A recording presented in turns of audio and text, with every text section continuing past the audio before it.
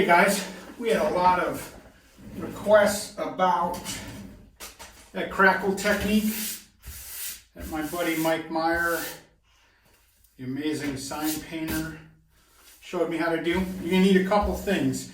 I'm doing this on leather. You could do it on cardboard, on wood, on just about anything, and it's pretty flexible. I wouldn't advise putting it on a toe box on a sneaker. I think it might crack off, but it's certainly worth a try. So you're gonna need a couple things. This stuff, Elmer's all-purpose glue all, and this stuff, I don't want to get it all over the place here. Minwax water-based polyacrylic clear satin. Can you guys see that? Okay, you can get that at Menards or Home Depot, or wherever you like to shop. So first things first, what I'm gonna do, you're gonna need some of these cups, maybe a foam brush if you like. I found, so we're gonna take a little bit of this glue all. If you're working on an oily surface, a piece of metal, something like that, you're gonna wanna clean it off.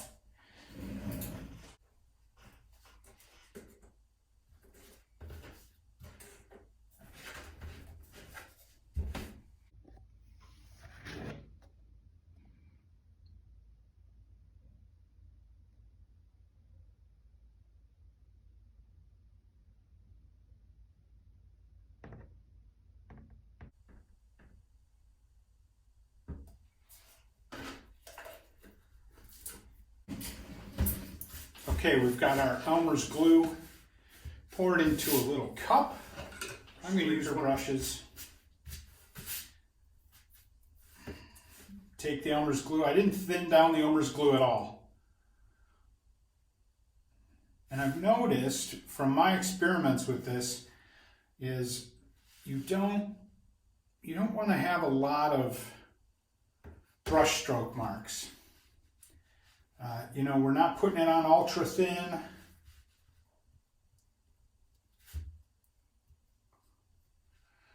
We're getting a good coating on there.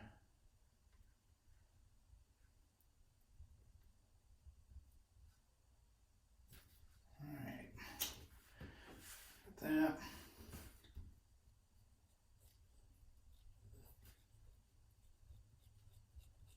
What I found when you get brush strokes is that it kind of shapes the crackle similar to a brush stroke. If you mastered it, you could really get it to do, you could have a little more control over the crackle. I like to have it evenly random on my pieces. Okay, so it's pretty good. So we've got the glue down. We're going to leave this for 20 minutes. It's about 70 degrees in here. Leave it for 20 minutes, and then we're going to come back and I'll show you the next step. Alpha 6. Hey guys, it's been about 20-25 minutes. This is probably still a little wet, but the important thing is if you can brush this poly on it without scraping off that Elmer's, you'll be okay. I'm just dabbing that stuff on. Just trying not to scrape the Elmer's.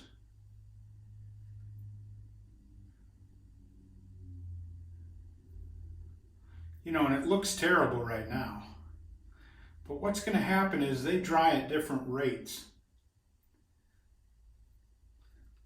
So as they're drying, one of them stays stiffer and the other one moves. That's what makes it separate. That's what gives you your crackle. And I'll show you, there's still another technique that we have to do. And that's where you can get really, really creative with it.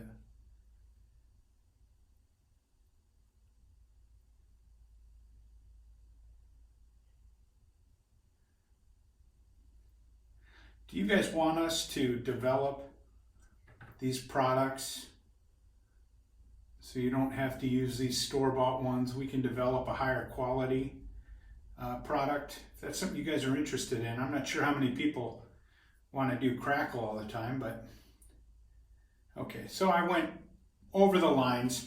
It's not going to crackle here. It's only going to crackle where it's on top of the Elmer's. So what we're going to do is we have to let that set. Let it sit. I'm going to let it sit overnight, and then I'm going to come back to you guys tomorrow and we'll see what happens. And I'll check back in with you, show you what the next step is, and we'll be on our way to making some Crackle. Hey guys, I am back with the Crackle Technique. I let this dry overnight, but I did another sample I wanted to show you. So here's the piece of leather that I did. I put the Elmer's glue on really, really thick, and that gives it a little more of a spaced out crackle. I'll show you once we do the next step, you'll be able to see. But I did this sample also where I did really thick Elmer's glue, the glue all in the center, but around the edges, I made it a little thinner so you'll be able to see what happens there. So the next step, you're going to want some paper towel and a little bit of water and some acrylic paint. I suggest ours. Our flex paint works with this fine. Our airbrush works with this fine also if you want to, if you want it to be a little thinner. The airbrush paint works great. Let's see, so I'm going to try, we want to get some contrast here. You take out your little red safety cap. Okay.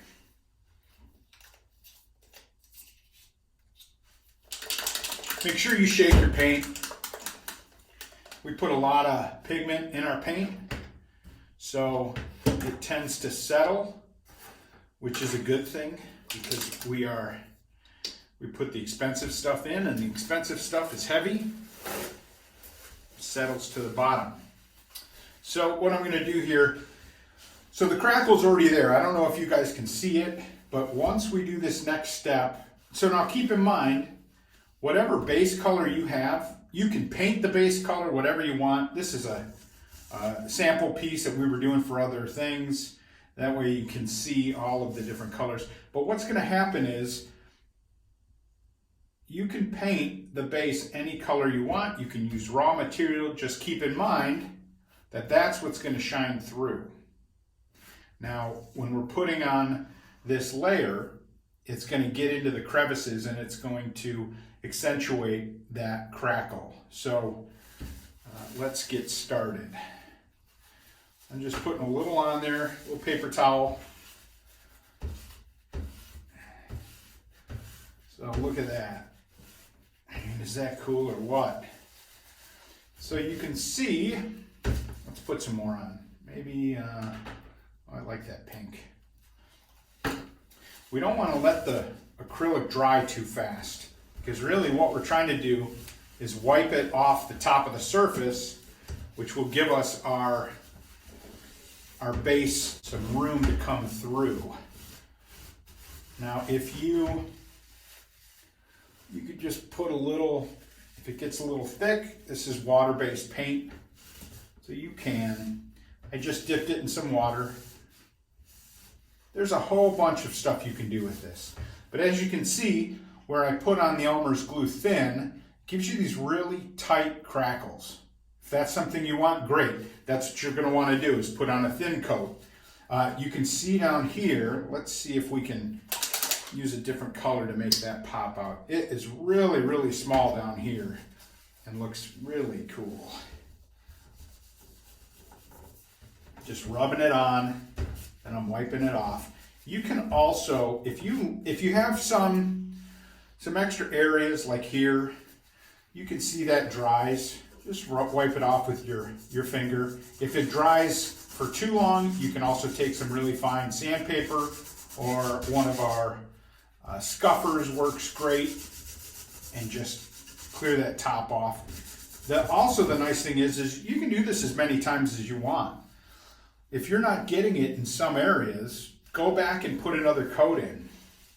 So I hope you can see this. Maybe this will be a little better here. Let's see here. Maybe this will pop out a little more. I personally like the fluorescent, but I want to make sure you guys can see it. You know, there's also another thing. You can put different colors in, like this, and you can see what happens. You have pink that you put on before, and then you're letting that dry, so it's going to stick down in there. And when you put the next color on, it's going to get the fine areas and won't cover up the pink. That's also a really interesting thing to do. I suppose you could do as many colors as you want. Keep in mind, whatever the base color is, that is going to always shine through. So let's go, this was a second sample. Let's go with the ultra thick Elmer's glue piece. What's going to really show up? Again, I'm going to that fluorescent pink. I love it. I'm just using our Alpha acrylic. Like I said, you can use our Alpha Flex, you can use our Alpha Air. If it is going to be somewhat flexible, you're going to want to use our Alpha Flex. Now keep in mind that you're not going to want to put this stuff on, you're not going to want to do this on a toe box. You're going to want to do this on some semi-rigid surface. Oh, look at that. That is so cool.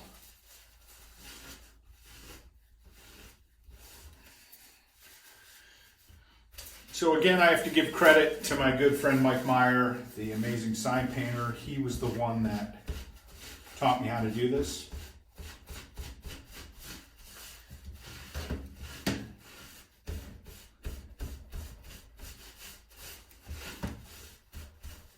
So again, you can see here is where it was really, really thick, and then around the edges it was thinner. So it gets those little tighter crackles. I love this though.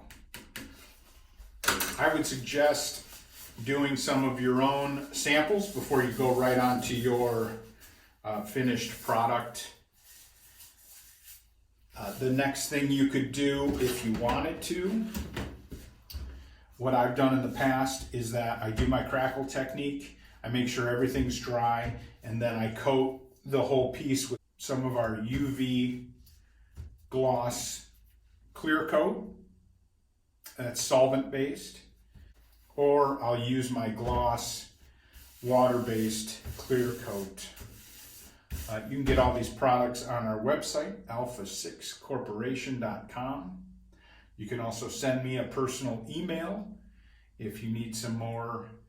If you have a technique that you want me to demonstrate, send an email to alphajamesalpha@gmail.com.